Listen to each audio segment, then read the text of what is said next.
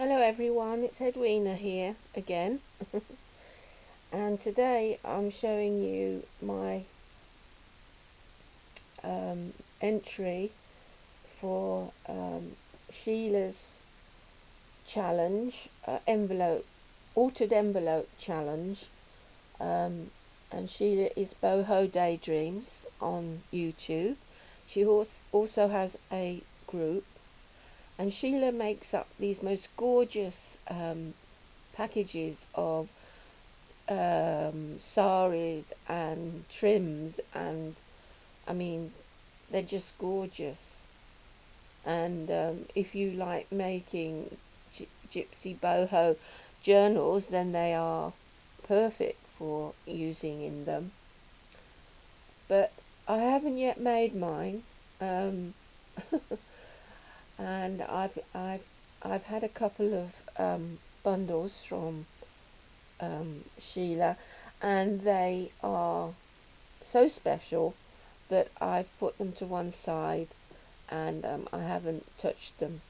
But I did have some other sari trims, etc., that I have been sharing around with people, because I had I have a vast quantity of them. Anyway, I will show you my altered envelopes, but before I do, I want to show you a couple of things from my trip yesterday. As you know, I went to a creative craft show, and in the morning I mostly shopped, and I'm not big on doing haul videos. I mean, I don't even show, you know, my friends and family what I buy. So for me to go public is a bit embarrassing, to say the least. But having said that, there's just two things I want to show you. And I saw this, and it is absolutely spectacular. Very, very expensive, but I had to have some. So let me open the paper bag and show you this gorgeous, gorgeous piece of bling.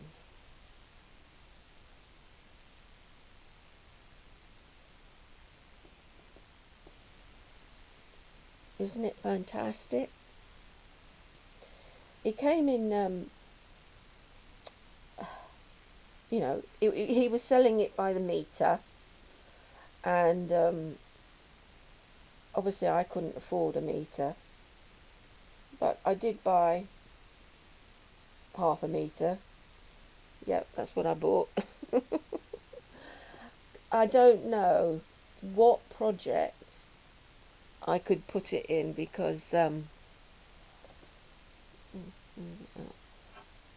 there, because I mean it was very expensive, so the project will have to be extraordinarily beautiful. I mean, I suppose if you put a clasp at the end, it's a necklace, but it was being sold as trim, and that's what I bought it for, to use in a project one day. I think I'm going to have to hoard it for a while until the perfect project comes up. But let me show you closer. It's all diamante, of course. I mean, I say of course, but in case you hadn't realised, it's all diamantes, and it's it's just gorgeous. You've got 3 rows of diamantes, and then you've got these loops, and there are 2 loops, a longer one and a shorter one, and they go all along the trim. And well, isn't it just, isn't I don't know what to say. It's just so breathtakingly gorgeous. I'm like a magpie. If I see something beautiful, I gotta have it. Is that awful? Anyway, I thought I'd show you just one of the things that I could not resist yesterday. I just love it. And the other thing is quite different. In fact, I didn't buy it.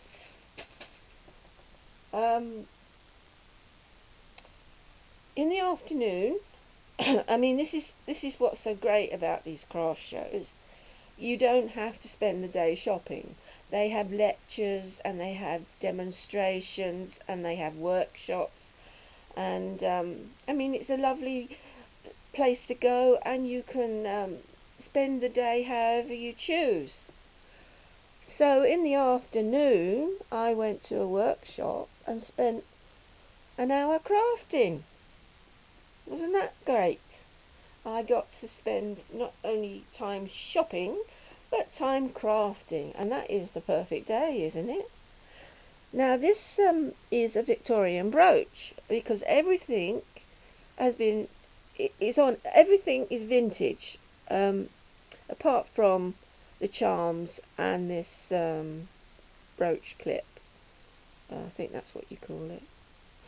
The fabric, the white fabric, is linen from a tablecloth, you know, a vintage tablecloth, and she'd cut it up, and we all got a piece of it. And I think there was 11 people in the workshop, and it was just a simple stitching thing, and because I love lace, as you know, it was great that I could use it. Anyway, then we have a layer of lace, a vintage lace, and then we have a layer of Liberty vintage Liberty fabric. We first of all we made these roses. I wasn't very good at them. That was my first try, but the second try was a bit better. With the white linen fabric and a vintage button. I've got a vintage stamp that I've used, more vintage button, and she had some stamps with letters on, and the first word that popped in my head was joy, and I think that's because I thought that this was joy, being able to spend time creating on a day when, you know, I was at basically shopping. And then we have another flower, and this the first layer is a applique that came from a vintage piece. The second layer is again, I have tried to make a flower, some vintage lace. It's a lovely colour, that one. I don't know how you would describe it really. And then of course it's got a vintage button on the top, and then finally I put this piece of vintage lace down the side, and I stitched it, and you can see the stitching down the side. So that was my hour of crafting, and I thought I could maybe use it on one of my projects in some way. Well, what do you think? Do you like it? So, that's it. Okay, now we better get on to these envelopes, or Sheila will be wondering what video she's watching. Okay, so I put them in a bundle like this, and I tied them up with some lace, some cotton lace. I've made 5 of them, and I've put them in the order of how, well, when I start to make them. I didn't know I was going to make 5. I just started with 1 and then just kept going, and I really enjoyed it. Great fun. So the only problem with cotton lace is that it does like with cotton anyway, it does tend to crease a lot, but never mind. So we have the cotton lace, and we'll start with the first envelope. Now technically this isn't an ordered envelope at all, because it's made of fabric, as you can see, non-ironed fabric, and I made the envelope using this calico, and I covered it in lace, and that was my basis for this envelope. So as we're on the back, I'll show you Velcro closure, and of course one of my favourite appliques on the back. These lovely little appliques. Well, no, actually, this is from a trim that I've cut up, and there's put pink pearls in the centre. This is another gorgeous trim that I have with ribbon roses and beads and forgotten what they're called. Diamonds, are they? No. Anyway, and then underneath so there was a base layer of lace, and then I put another layer down the bottom here. So, oh, and the pearls. Forgot the pearls. The flat back pearls. Okay, so then we go to the front, and you see I put some more of these trim with the dangles and the... Oh, Edwina, your hand's in the way again. Sorry everybody.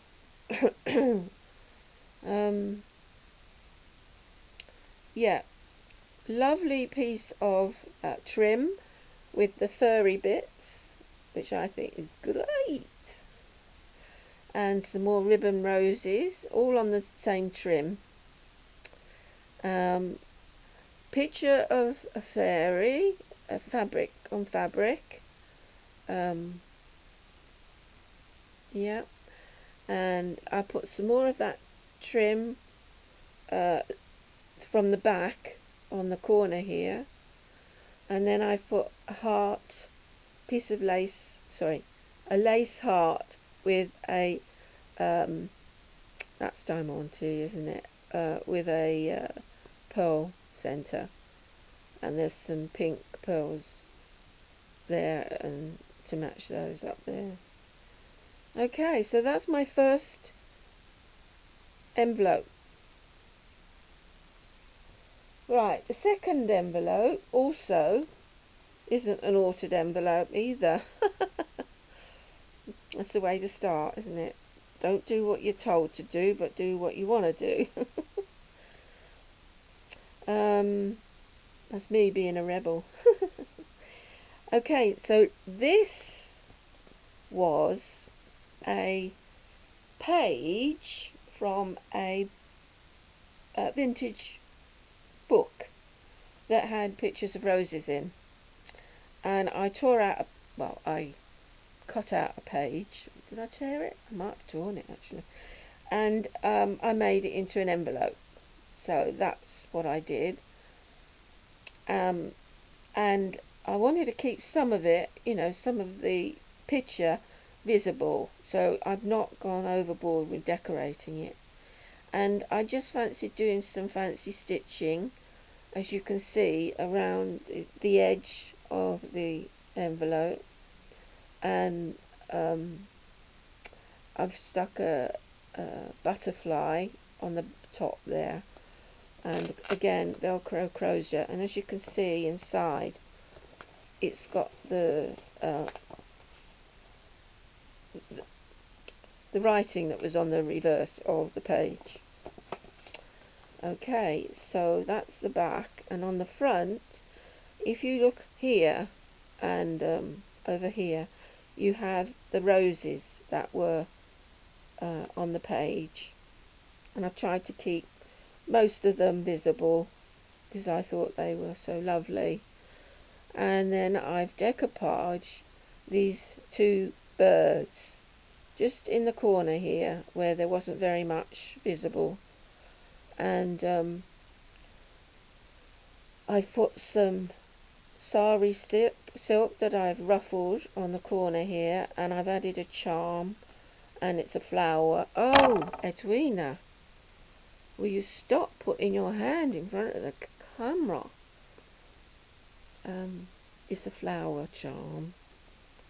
And then down here in the corner here is a piece of sari silk with some lovely flowers, beaded and sequined flowers, which I just thought, when you do the top layer of collage, it's about texture, and I wanted to have various different bits of texture. So we have this pink lace over here, we have the ruffle sari over here, we have the other sari piece here with all the sequins and beads, and we have a lace leaf here that's got beads on. So texture was what I had in mind.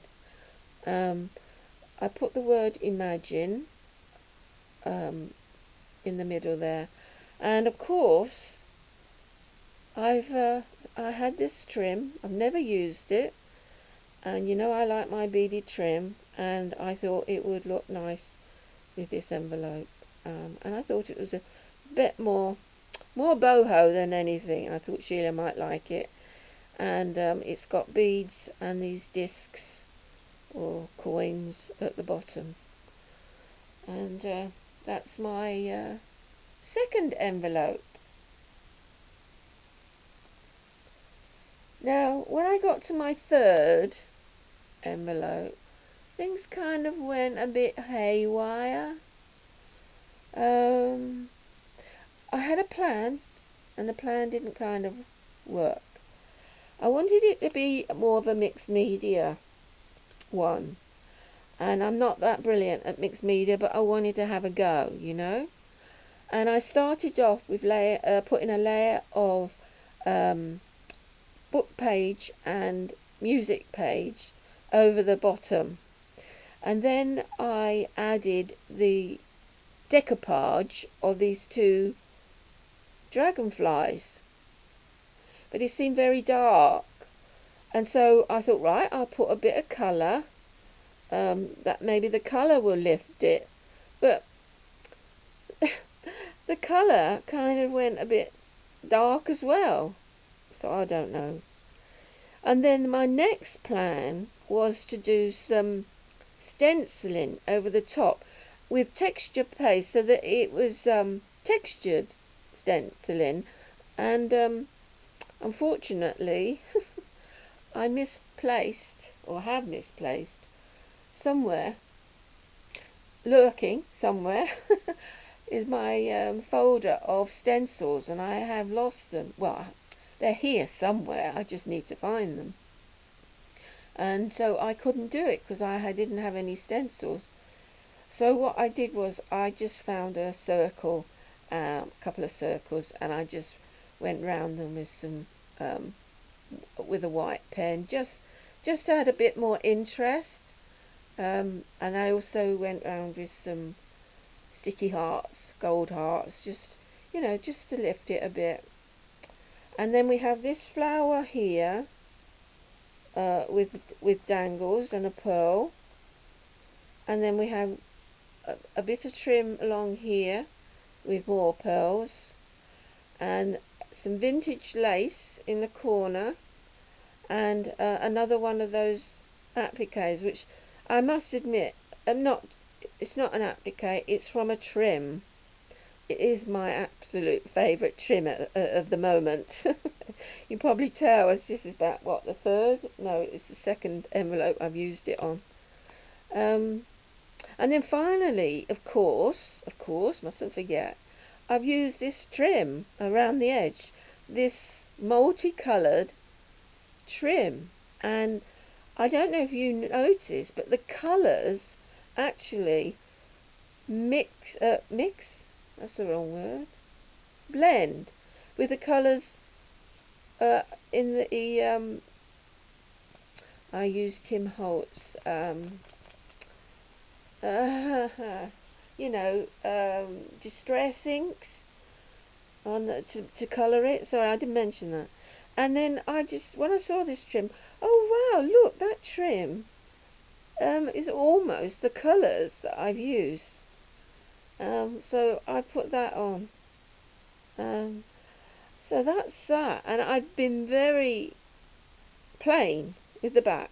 Now, this wasn't an envelope, sorry, but I used an envelope template and some coffee dyed paper to make it. That's why it's got a Velcro closer. And then I kept it very simple. I just put a little bit of colour over the back of the envelope and this sticker that says "Be a Light." So that's my third envelope,